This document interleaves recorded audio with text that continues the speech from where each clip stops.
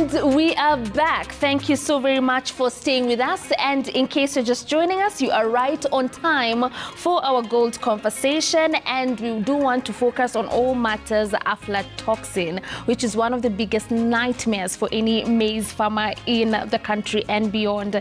And to shed more light on that, we are joined by Mr. Elijah Wamishwe Wangeshi. Thank you so much for making time to be with us on Kenya's Gold. And for everyone who's watching, in case you do have a question regarding aflatoxin or maize farming generally in Kenya, feel free to reach out to us across all our social media platforms. On Instagram, we are at Kenya's Gold. On X, we are at Citizen TV Kenya. Our SMS line is 22422, and you can also call us. Our number is 0742 961 343. Now, jumping into the conversation, Mr. Elijah, I want us to talk about aflatoxin. Lakini hata kabla tuingie hapo, from the women we were speaking to earlier on in the program, umesikia hapo towards the end wanakwambia kuna mdudu ambaye anakula mahindi yao, and we have noticed that fall armyworm is also quite popular among very many farmers. Is it also one of the things that we can call a main headache for our farmers in Kenya, and how are we dealing with it? Kwa sababu inakaa ni kama season in, season out,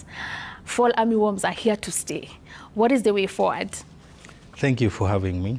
It's true, as the women there said, the fall armyworm has become like, it's almost a menace in the maize value chain. But the reason or how we can prevent it or control the fall armyworm is one, if you consider, or if you did ask those women, in the field that they have planted maize for the first season, the second season, the third season, they just do it in one plot, and they don't do what we call crop rotation. So if you do crop rotation, you don't repeat or you don't plant again maize in the same field you planted the maize. One, when you do crop rotation, you will help in control or the break of you break the chain or the cycle of diseases and pests. Right. Like, for example, the fall armyworm is always in the soil, and it's ready to attack.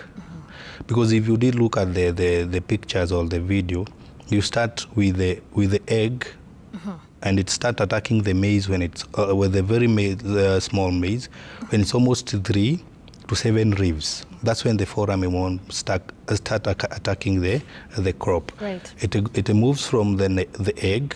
If you did look at the picture, we had three different pictures. We had the suit, we had the green fall armyworm, and we had the brown when it's already have matured. Right. So there are different ways and methods which we can control the fall armyworm in our maize. So crop rotation is one of them. It's a key aspect. Yes. So when we are crop rotating maize, which are the crops that you recommend mkulima anaweza geuza nayo? Nikitoa maize after they harvest this season, what is the best crop to rotate in a maize farm? In a maize farm, the best crops to rotate is one, the leguminous plants or crops like beans, and that group. Also, you can rotate or do crop rotation with the cereal crops, but not maize. You can do sorghum, you can do wheat. Right. Yes. So kuna mkulima ambaye tulikuwa naye last week in our feature, a very young gentleman from Kakamega County. Yeye alituambia atapanda hii season ya kwanza, they'll harvest around September, alafu wapande tena, but that one is just to keep the farm busy. Awatapata a lot of yields, but they'll just plant 2 seasons in 1 year. What do you have to say about that format? So you plant continuously for the 2 seasons without even letting the land rest. Na yeye alisema hata si ya kupata enough good produce, it's just to keep the land busy. That's what they do in their region. But you can also keep the land busy with other crops. It doesn't have to be mainly maize. You can also do beans. If this season you do maize, you do crop rotation, or you rotate with another crop, the cereals, of which still it will earn you income. Because I know the main reason why they all say it so is because maize is the maybe the main source of income in those regions. Right. Yes. Thank you so much for that. Sasa tuingilie katika masuala ya aflatoxin. Yes. Yesterday, the government of Kenya launched an initiative to tackle aflatoxin in Kenya because now imekuwa ni kama a red zone for aflatoxin. Yes. Please talk to us, ukiangalia the state of contamination by aflatoxin in Kenya, unaweza sema tuko percentage gani as a country? One, aflatoxin is, we consume aflatoxin, especially the farmers, without their knowledge. Because as you say, the percentage of aflatoxin in our country, it's almost going to 50 and above. That tells you 50%. Yes, every meal that you're consuming, there is a probability that you're consuming a contaminated produce. One, aflatoxin doesn't start from the storage. Aflatoxin starts way back from the field. If your crops are really attacked by this pest and this disease and you don't control it well, aflatoxin starts there. Also, when you come to your harvesting, how do you harvest your plant? How often do you harvest it? The last stage is on the drying and on the storage. Right. Because most farmers, for instance, if you did ask the farmers that you had visited, they don't have any gadget to measure the moisture content of their maize. So this is the moisture content after we dry.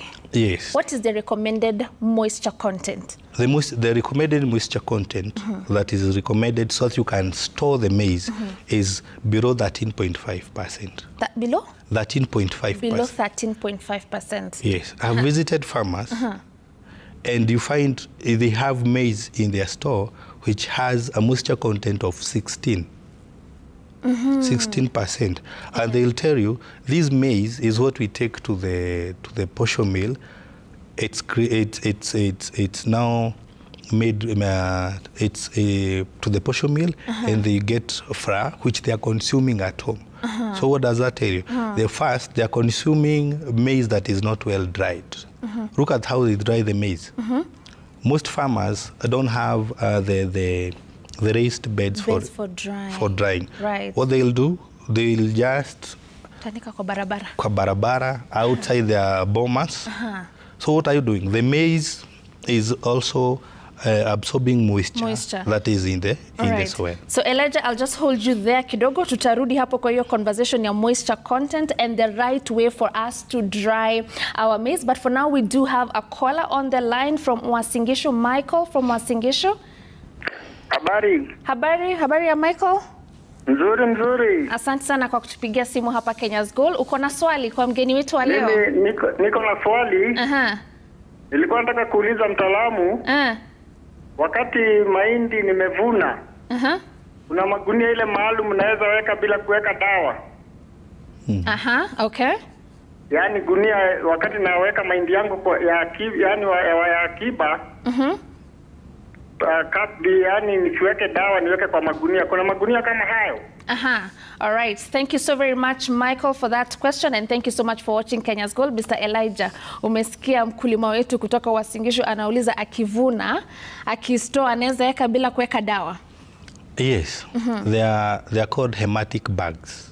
The hematic bags, in them they are already treated. Ebu break down. Unajua ukisema hematic bag kwa ule mtu ambaye si specialist kama wewe hata juu hiyo ni bag inakaaje. Jaribu explain kidogo naelewe. So a hematic bag is a special bag for storage of maize after it has dried. And you have to dry the maize up to the percentage that I just mentioned, 13.5%. And you also have to sort all the maize that is broken. Right. Now these hematic bags are sold in our agrovets. They are there. So if you go and ask the agro dealer, nataka gunia ya kuhifadhi mahindi yangu, eventually iko na atakuzia. It's a special bag, not like the other bags. Most of our farmers, what they store the maize in, ni ile gunia alitoa the maize, the animal feeds, hiyo ndo wanachukua bado wana store mahindi, right. Which is very wrong now. But there's that hematic bag, which is already pre-treated. Right. So if the maize is stored there, it'll stay there. It won't be affected by even the pests. And rodents, and even the rodents. No, in the hematic bag, the hematic bag is well treated that even rodents can't attack the maize. Great. Michael from Wasingishu, umesikia mtaalamu wetu amesema enda kwa an agrovet next to you, tafuta hematic bags. Hapo ndo tunaweka mahindi yetu vizuri. In case you're also just watching now and you have a question for our experts, remember the number to call is 0742-961-343.